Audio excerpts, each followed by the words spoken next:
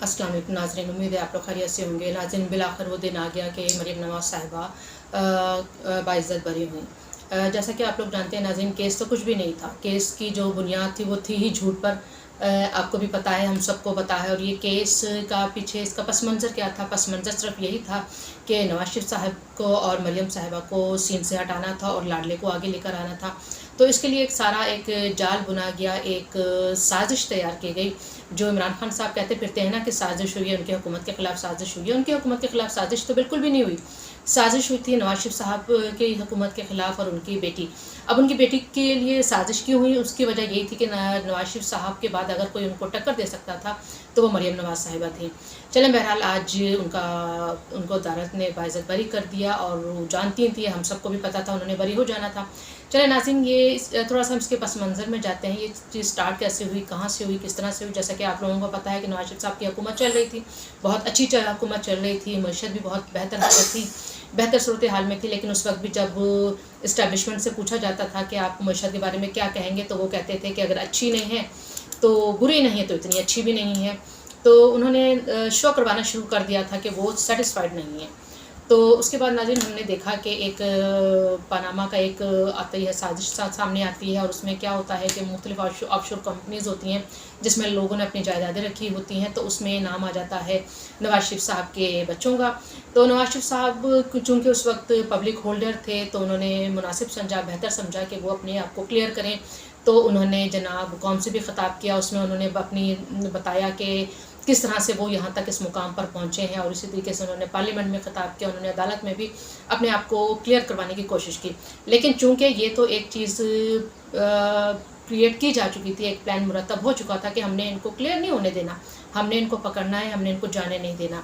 तो जनाब उस सिलसिले में फिर इनके ऊपर केस चला। और उसके बाद हमने नाज़रीन देखा कि ये जो एक तो पनामा लीक्स आई थी, इसके अलावा एक पेंडोरा लीक्स आई थी जो आपको याद होगा कि उमर चीमा और फ़खर दुरानी साहब लेकर आए थे। वो इमरान खान साहब के ज़माने में आई थी।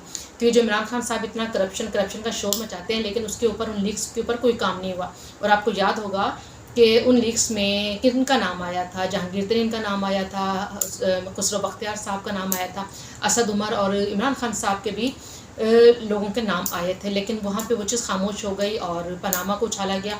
अच्छा, पनामा में भी नाज़रीन जैसा कि आप लोगों को पता होगा कि 700 लोगों का नाम आया था पनामा केस में, कि 700 पाकिस्तानी थे। लेकिन चूँकि जब निशाना और हदफ एक ही शख्सियत थी, तो 700 लोगों को भुला दिया गया और एक नवाज शरीफ साहब को पकड़ लिया गया।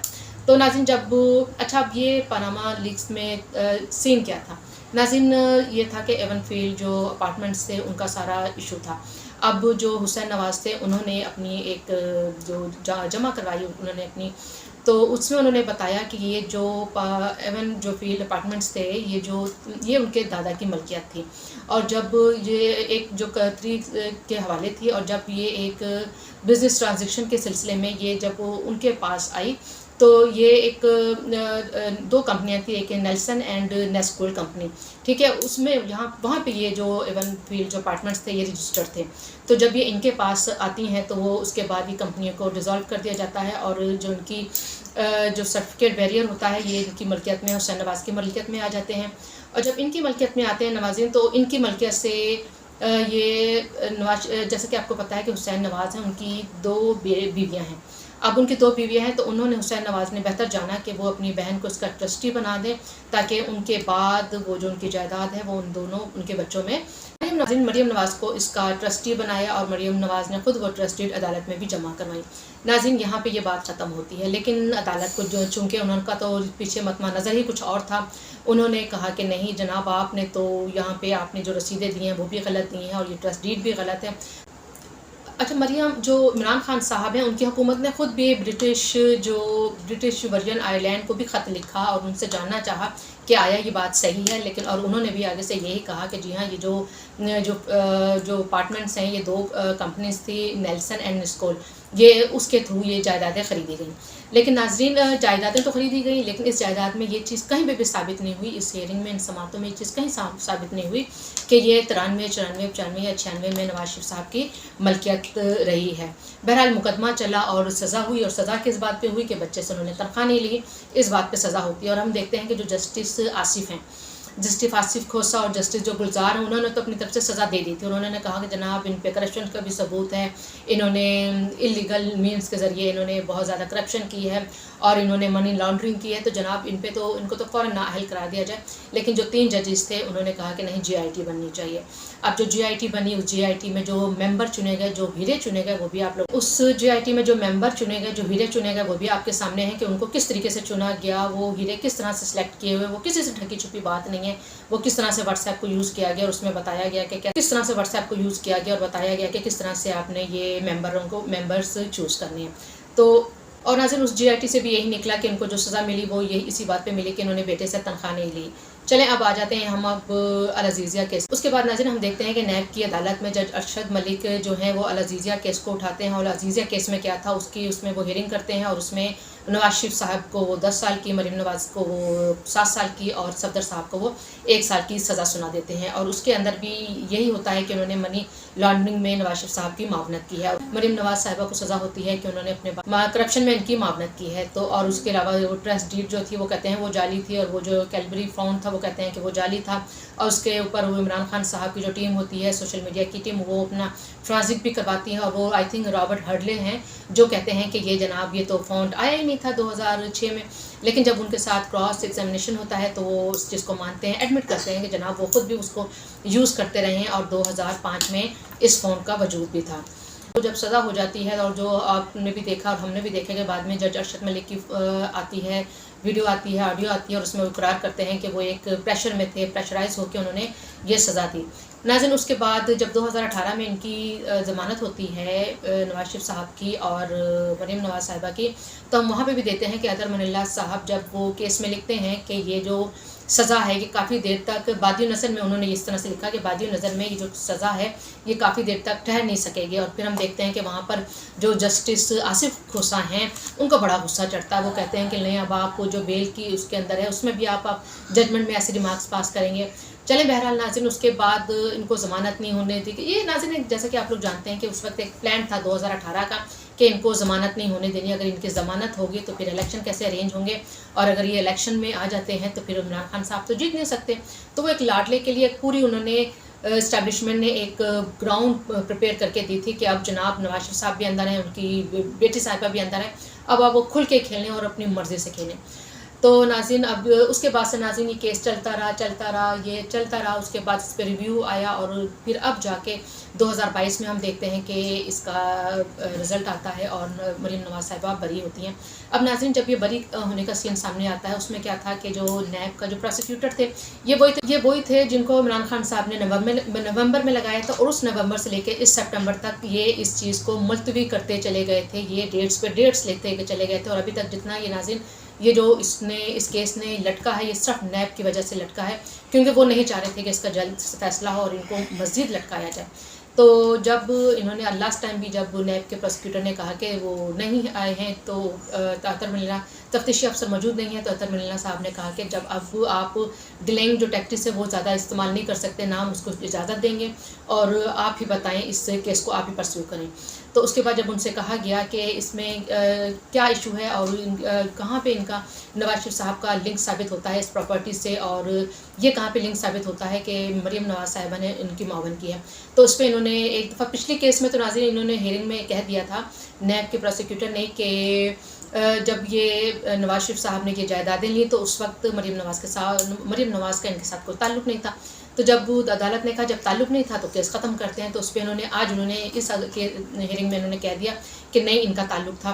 तो जब इनका ताल्लुक़ था तो अदालत ने पूछा तो फिर आप ये बताएं कि नवाज शरीफ साहब का इन जायदादों से क्या ताल्लुक़ है और मरीम नवाज़ किस तरह से उन्होंने इनकी इस तरह जायदादों में मावन की। तो जैसा कि नए प्रोसिक्यूटर ने ख़ुद भी ये बयान दिया था कि हमें इन जायदादों के मुतालिक कोई ऐसी बैंक ट्रांजेक्शन नहीं मिली है, ना ही कोई ऐसी दस्तावेज़ात सामने आई हैं कि जिससे ये चीज़ साबित हो कि ये जायदादें जो हैं ये जो एवन फील्ड अपार्टमेंट्स हैं ये नवाज शरीफ साहब के हैं। तो जब उनसे कहा गया कि चलें आप अदालत ने कहा कि चलें आप मान लें कि ये आमदन है, तो अब इस आमदन की आप वैल्यू बताएं कि आपने वैल्यू लगाई है, तो उस पर उन्होंने कहा कि आप गूगल कर लें। तो नाज़रीन अंदाज़ा करें वो अदालत में ऐसे जवाब दे रहे हैं कि इनकी जो वैल्यू है वो गूगल कर लें। तो आप इस बात से अंदाज़ा लगाएं कि ना उनको अभी तक ये बात पता चली कि ये जो जायदाद है, ये जो अपार्टमेंट है, ये किसके नाम है और ये किस लिए ख़रीदे गए, और ना उन्होंने یہ لنک ثابت کر سکے کہ مریم نواز صاحبہ کے اس میں انہوں نے کہاں سے بینیفیشری ثابت ہوتی ہیں، کہاں سے انہوں نے کرپشن کی ہے، کہاں سے اس میں مالی غبن اور کہاں سے یہ سین ہے، وہ کچھ ثابت کرنے کی پوزیشن میں نہیں ہوتے، بس آئیں شائیں کرتے ہیں، اور جس پہ عدالت نے اندازہ لگا لیا کہ یہ ان کا جو کیس ہے بہت کچا ہے اور یہ اپنے کیس پہ مزید کھڑے نہیں رہ سکتے، اور نہ ہی ان کے پاس اس کیس کو لٹکانے کے کوئی جواز بنتا ہے، اور اس پہ ہم دیکھتے ہیں کہ آج مریم نواز صاحبہ باعزت بری ہو جاتی ہیں۔ ناظرین، اگر دیکھا جائے نا تو جس طرح سے جو نیب کے جو قوانین چینج ہوئے ہیں، مریم نواز صاحبہ اگر چاہتی تو ان سے ہیلپ لے سکتی تھیں اور اپنے آپ کو بہت پہلے بری کروا سکتی تھیں، لیکن انہوں نے یہ نہیں کیا، اور ان کا پورا باقاعدہ میرٹ پہ یہ کیس لڑا گیا، اور اس میرٹ پہ انہوں نے اپنی یہ بریت لی ہے۔ تو نواز شریف صاحب ان کو تو بری کر دیا گیا ہے، لیکن نواز شریف صاحب کا کیس ابھی پینڈنگ ہے، اور وہ کہا جاتا ہے کہ جب وہ آئیں گے تو تبھی ان کا کیس بھی میرٹ پہ سنا جائے گا۔